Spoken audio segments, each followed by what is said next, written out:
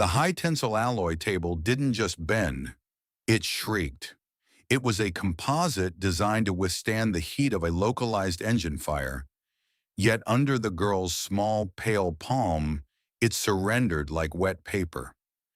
Kira didn't even look up from the terminal screen.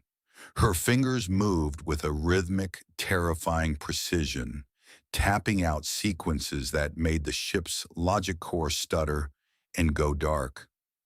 In that moment, the medical intake suite felt far too small, the pressurized air thin and insufficient. The deadliest thing in the room didn't even have a pulse rifle. It was just a 15-year-old girl with eyes the color of a frozen sea, rewriting the laws of Aurelian physics with a casual, bored shrug of her shoulders. Chief Physician Alara watched the readouts on her handheld sensor, her breath hitching in her throat. The numbers were offensive. A human-adjacent girl of this stature should have weighed 50 kilograms, but the floor plating beneath Kira's feet was groaning.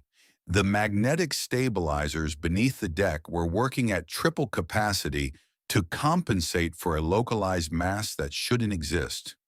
To the sensors, it was as if a small moon had decided to sit down for a checkup. It turned out the celestial spire had invited something primordial onto its deck.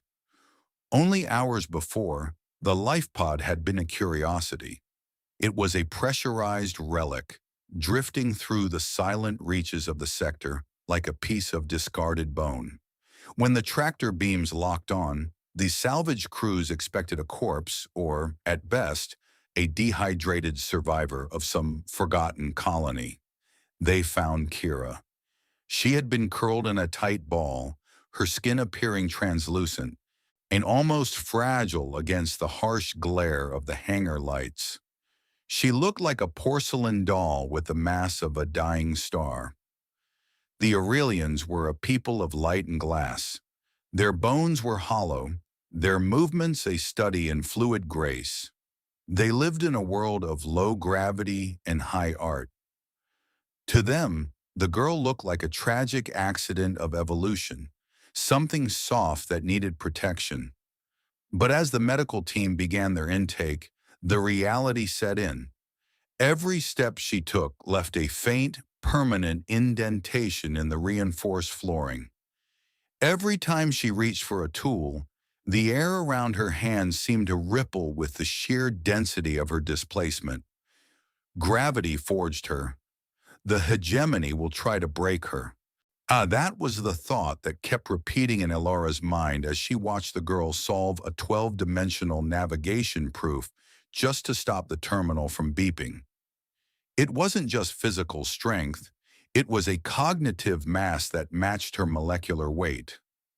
Her brain processed data at a velocity that made the ship's sophisticated AI seem sluggish. The realization hit Elara with the force of a physical blow. Kira wasn't just a survivor, she was a heavy worlder, a biological anomaly from a planet where the pressure was so great it turned carbon into diamond and crushed gas into liquid. To Kira, the celestial spire was a fragile house of sticks. To the Aurelians, she was an accidental god. The quiet of the medbay was shattered not by Kira, but by the ship's internal alarms. A jagged red pulse flooded the room, accompanied by the deep, bone-shaking thud of a docking clamp forced into the hull. The obsidian shard had arrived. The insurgents didn't want the girl. They wanted Matriarch Valen, and they were already burning through the primary shields. Elara looked at Kira. The girl stood up, her movement slow and deliberate. The floor beneath her boots didn't just creak, it cracked, a spiderweb of fractures blooming across the white composite. Truth is, the assassins thought they were boarding a ship of scholars and poets. They had no idea they were about to walk into the path of a collapsing sun. The sound of the boarding party's pulse rifles was a sharp, rhythmic snapping against the ship's internal silence. They moved with a predatory grace, their armor gleaming with a dark, polished finish that drank the light of the corridors. To aim.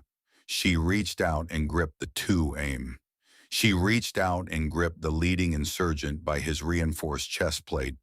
The metal didn't just dent, it crumpled like a discarded can. To her, the high-grade combat suit felt like thin foil, an imitation of strength. She threw him aside with a flick of her wrist that sent him through a reinforced partition wall as if it were made of glass. When the rest of the squad opened fire, the red bolts splashed against a heavy bulkhead door she had torn from its tracks. She held the ton of blast-resistant material like a wooden buckler, her feet anchoring into the deck plating with every step.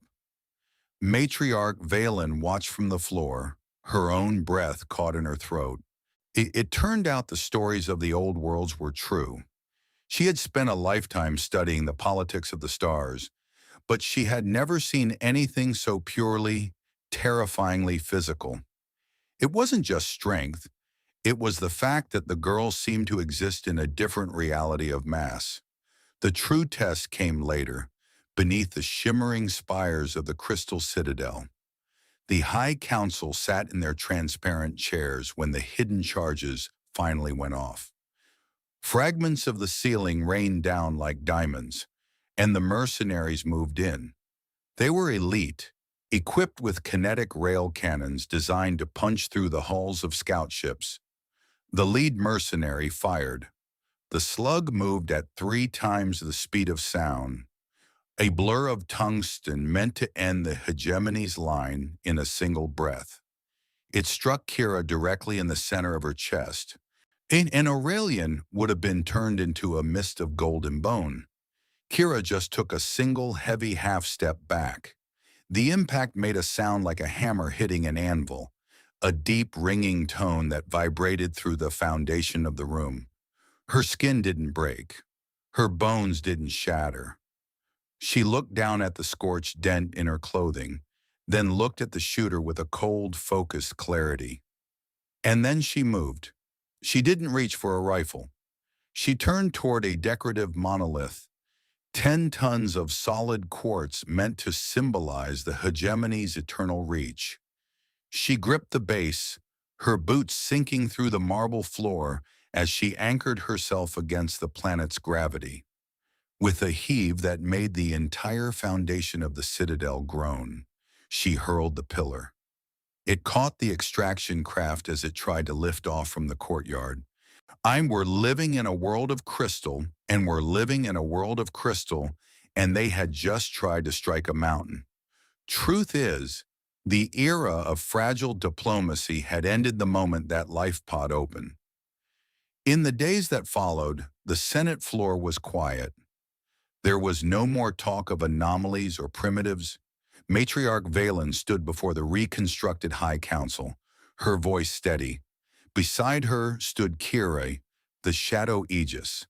The girl looked the same, small, pale, almost delicate.